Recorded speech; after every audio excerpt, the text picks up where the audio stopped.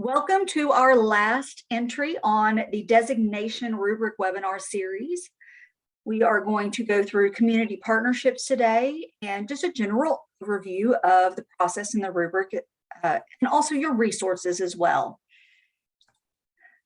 My name is Misty Brown. I'm STEM Relationship Manager with TSIN. I also run all of communications, so if you want to find me, you can reach me on Twitter with either the TSIN account or my own account. I am also available through email, and I'll have that on the very last slide so that you can take that down. Once our presentation is over today, I am going to be posting both this presentation and the video, so you'll have access to both. So when we are looking at attribute 5, we are looking at the partnerships that you are building within your communities, and that's going to differ considering if you are in an urban community or you are in a rural community. So the key here when we look at this attribute is to look at how the connections are being made between the curriculum and the real world, and that's what our community partners and post-secondary partners can bring to us. Now, if you live in a rural area and you don't have a post-secondary partner per se, you do have access to one of our regional hubs, and that's going to be the partnership that you would look towards. And when we think about these partnerships, we do want them to be involved in the planning of the STEM curriculum, of these projects or problems. And it's going to bring a higher level of STEM and STEAM skills and knowledge that really are occurring in the real world and bring them to the classroom for students. So when we look at our partner support, what we are looking at is the professionals that are working in those STEM environments and the applications that they use STEM for. We want kids to be able to see that STEM is more than just a class and that it is building outside in the real world into functional problem solving skills and functional skills that workforces are looking towards. When we look at this rubric piece to partner support, we are looking at very drastic steps from early to model. Going into the early and developing, you either see that the work is in progress, we start making some contacts, we started talking with a few people, or we have a few of those people included and we're starting to utilize them to extend that student learning. So that's the very beginning stages. And when you start there, you'll be amazed at how quickly you can go from that developing up into the accomplishing level. Once community partners start to hear about other partners that are working in your schools, they want in. It's a matter of just getting that first step. When we look at the accomplishing, that's where they start to really participate in the opportunities. So are they coming in doing speaking? Are they coming in helping to prepare a real world problem that kids are going to work on? Are they part of the school conversation of STEM in a real functional world? Now, model takes on a lot. You are not only having the students have that direct experience with the STEM professional or STEAM professional, but you are also having that embedded, those field experiences embedded into STEM implementation within the school. Now, those industry partners are going to become integrated into that decision-making process for how are these children learning STEM, accelerating into the workforce, and then becoming employees for these community partners. One of the ways that you can talk about extending that is through our Elevate TN platform. And that is where industries and higher education can go in and make a profile that you then as a teacher can view. If you're in a lower grade, you can view those career cards and show those to students, but you can also look up if an industry partner is willing to have a field trip or host a speaking engagement, or if they're interested in becoming involved within your school. So even if you're below 8 to 12, I do recommend logging into the Elevate TN platform It's going to allow you to get those easier accesses. If you still want to look further beyond that, I also recommend talking to your Chamber of Commerce.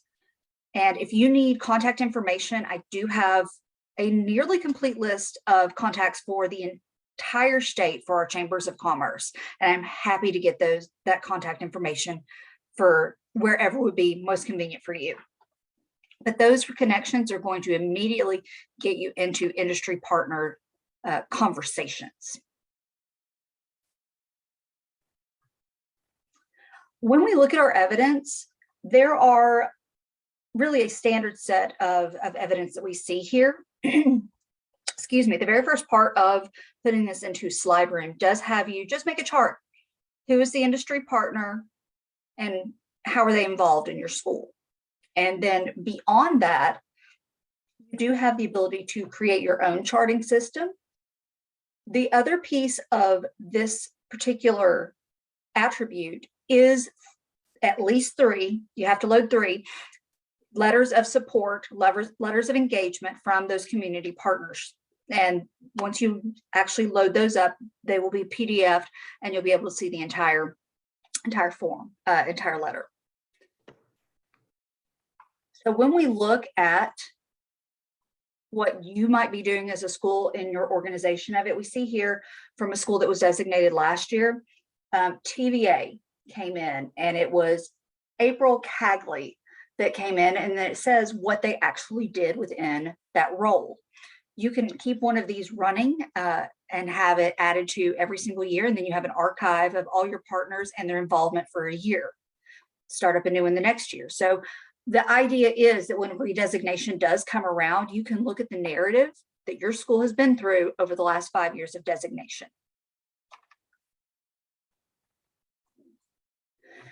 Now, this is one of the bigger ones that people struggle with when it comes to the certification process, work-based learning. And mainly it's because in the lower grades, work-based learning looks very different from what high school work-based learning looks like.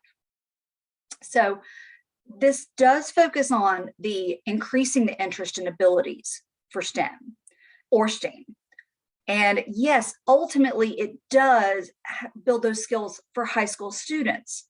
But in the next slide, and this is part of the rubric, we're going to look at the progression where you start at the kindergarten through 5 level and then 6 through 8. And there is a stepped progression that shows how you can have work-based learning, but not necessarily have your second grader going to an internship at an architect firm.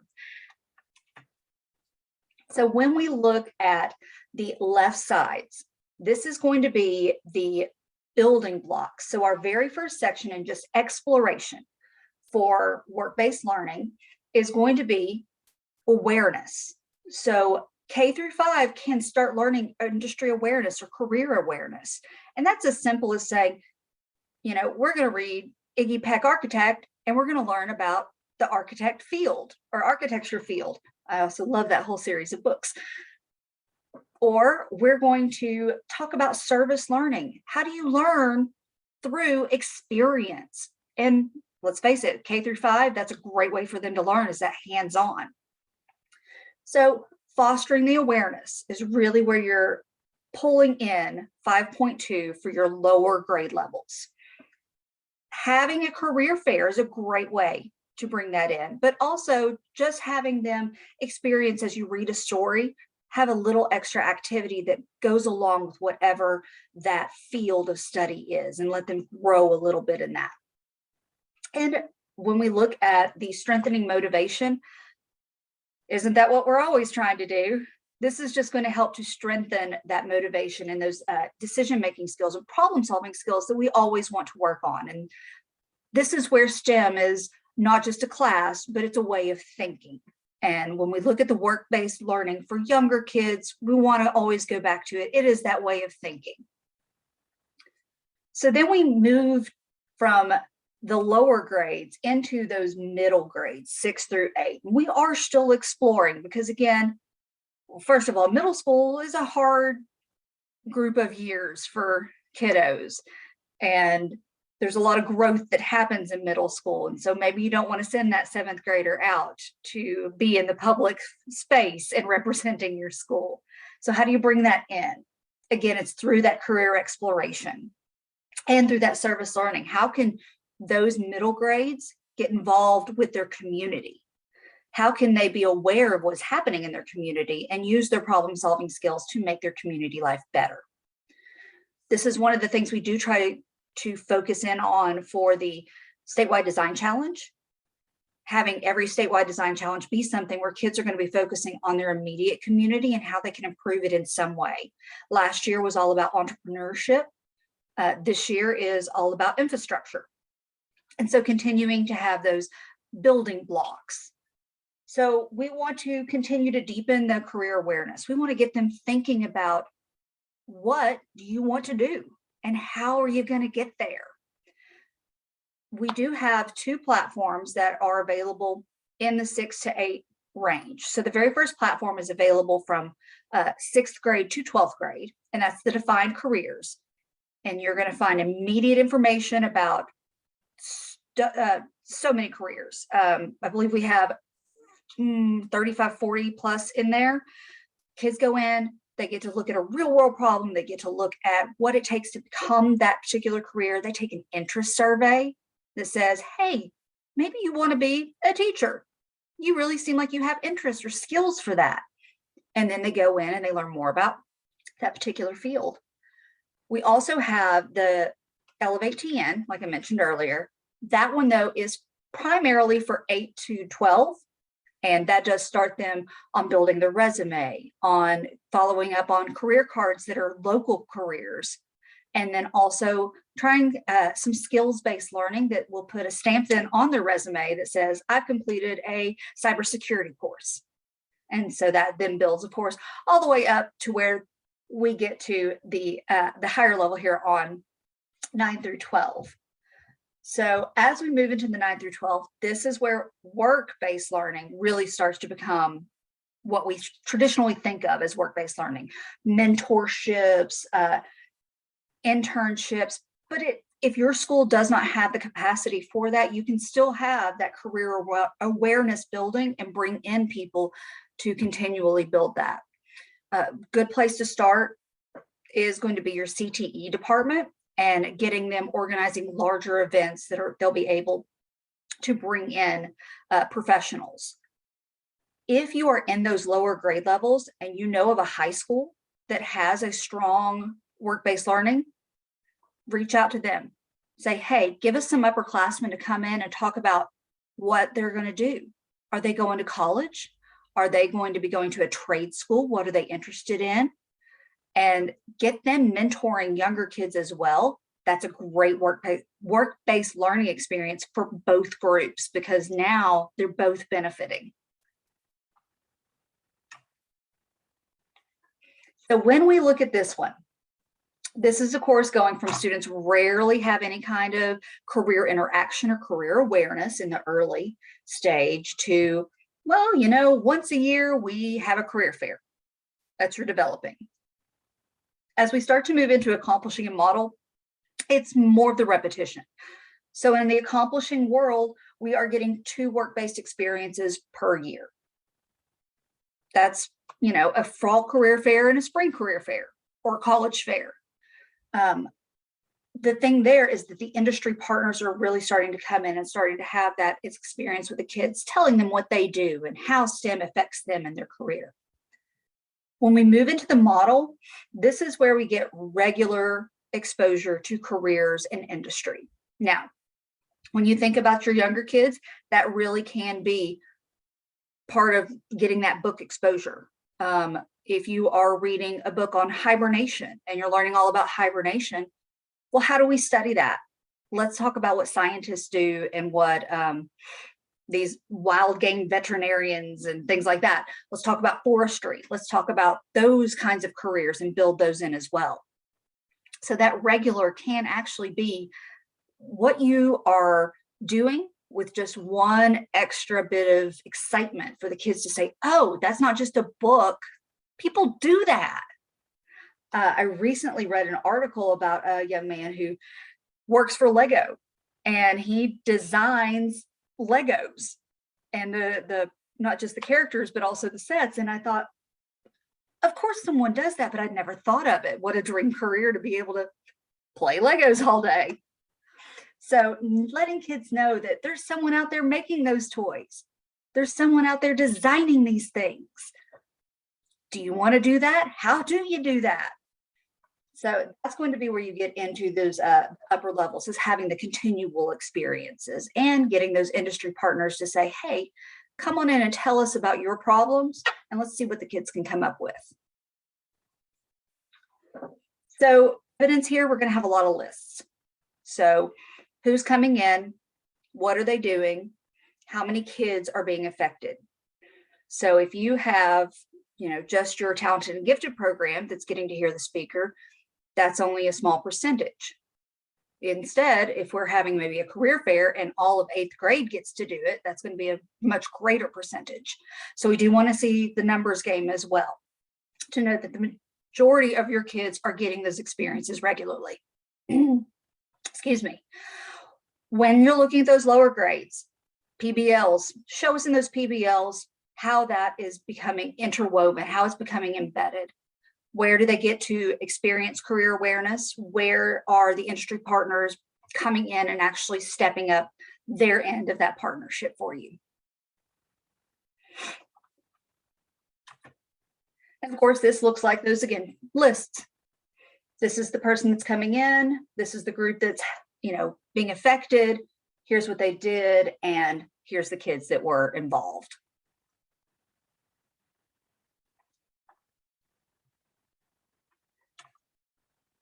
Now, this last step of 5.3, it may not apply to anybody on this call, but I want to make sure to go over it just in case someone watching later on does need to know about the high school level.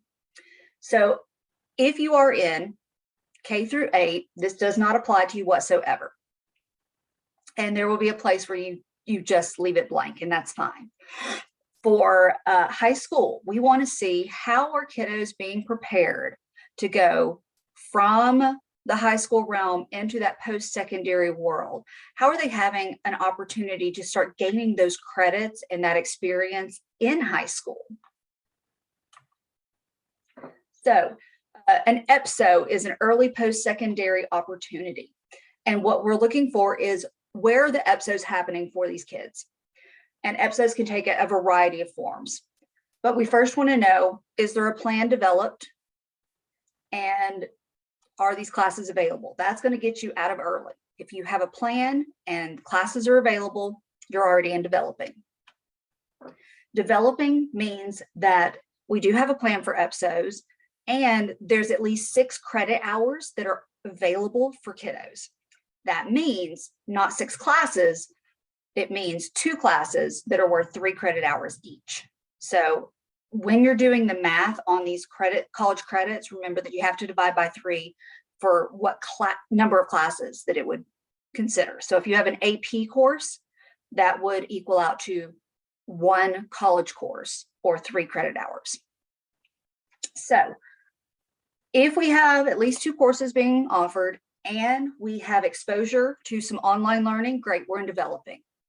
Well, how do we move from developing into accomplishing? More credit hours available.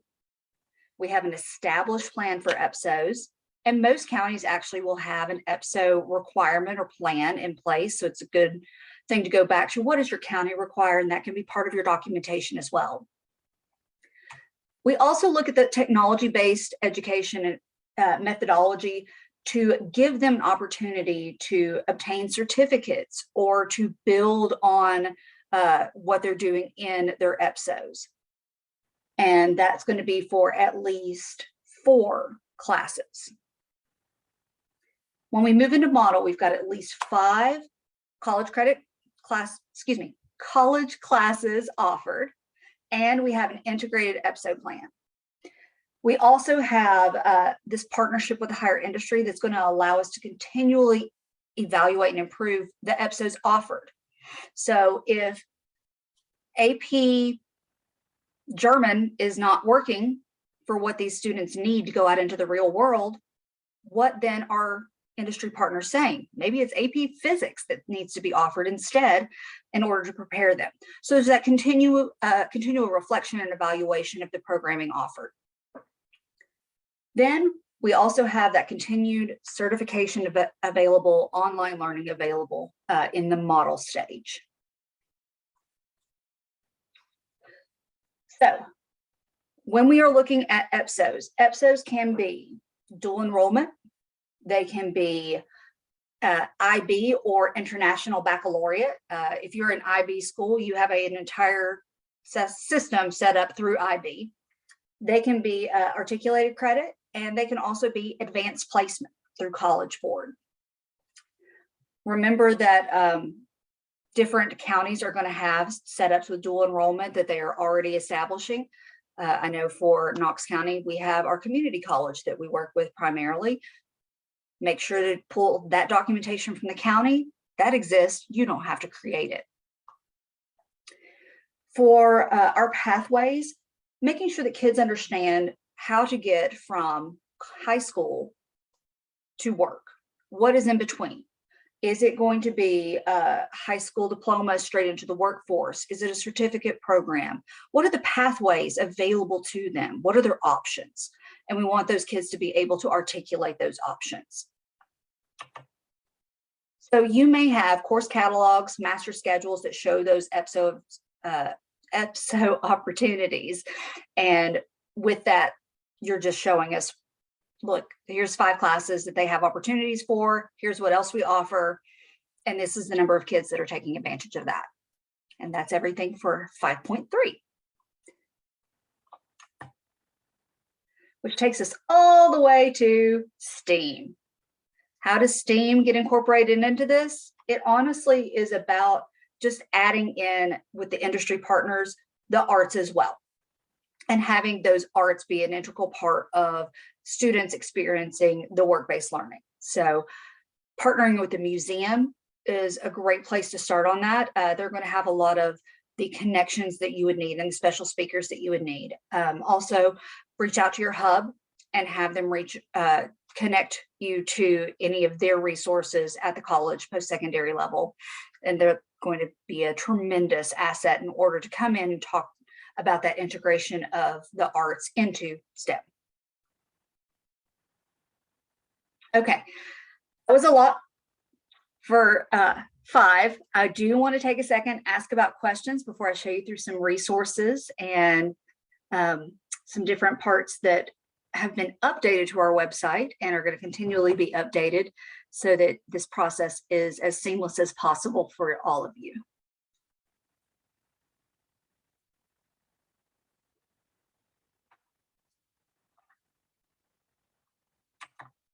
Okay, I do have a couple of questions that were put in on our website, and we will be looking at these when I take you into the resources page.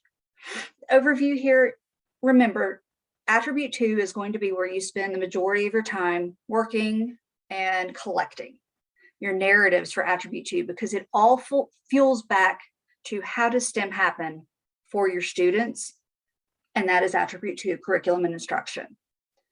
You are going to be using evidence in multiple ways. So if you have a really great PBL folder that you've used in attribute 2, there's a strong chance that you're going to also be incorporating that into 3.2 and into 5.2. As if you're in the lower grade level, showing that work-based connection. That is okay. Every single attribute does not have to have a unique piece of evidence or artifact. That would be too much to even consider piecing together. Use the strong evidence you have and connect it back as you need to. That's okay. One of the questions that did come up is there a list of guidelines or suggestions for this video portion for school visits? So in the process, school visits happen after we have scored an application. We reach out once we have that score and say, thank you for applying. We are unable to recommend you this year, or thank you for applying. You're moving into the school visit step. Once you get that communication, that's when we send out the guidelines and suggestions about the school visit video. And of course, that is going to be the tour video that you can either submit ahead of time or do a live tour with an iPhone or an iPad, things like that. The other question is there a standard form for community partners to fill out? And we do have some resources available on our resources page. I'm going to make this bigger so that we have everything there. Okay. So this is, when we look at the website, is under what we do, STEM designation. It is the designation resources and downloads page. It is linked in the presentation. So once I put the presentation up, you'll be able to just immediately go to it from the presentation. Here we do have the general rubric and the application that you can download in order to just have a physical copy to mark things off. I personally enjoy a physical copy and like to make my notes on it. So this application is in a Word format so that it is editable as well for you. Here is where that partnership agreement form is, and you can send that out to any community partner to fill out, and it does allow them to go in and edit. So they're going to be able to pull up the information, edit it, and then type in a narrative about how they're involved. If you need the STEM or STEAM Action and Sustainability Plan, that is available for you here. And again, it is editable, so all you have to do is download it and open it in Word. We have a crosswalk document, and this is really for administrators and evaluators to look at how the STEM rubric does identify the connections in team. And then we have a PBL template. That is not something that you are required to use. If your school has a template that works for you, you do not have to change things to our template. It is just there as a resource. We have a general FAQ document, which hopefully these videos have helped to alleviate some of those FAQs. And then we have last year's presentation at the summit and the link to the presentation. So if you would like to hear from Becky Ash and Deborah Knoll with the Department of Education, that is a link to that video. And then we have the 3 videos prior to this one at the bottom, along with the presentation linked, and we will have our last one going up today. Okay.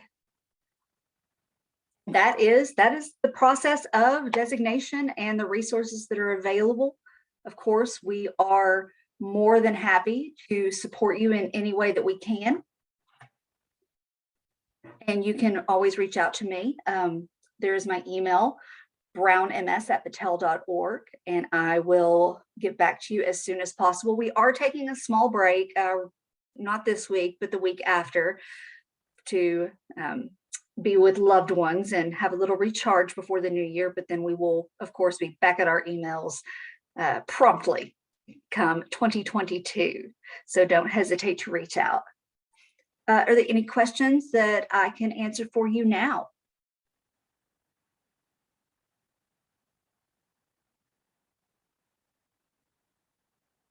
Wonderful. I will go ahead and stop our recording so that we can log this into the website. I thank you all for spending your time with me.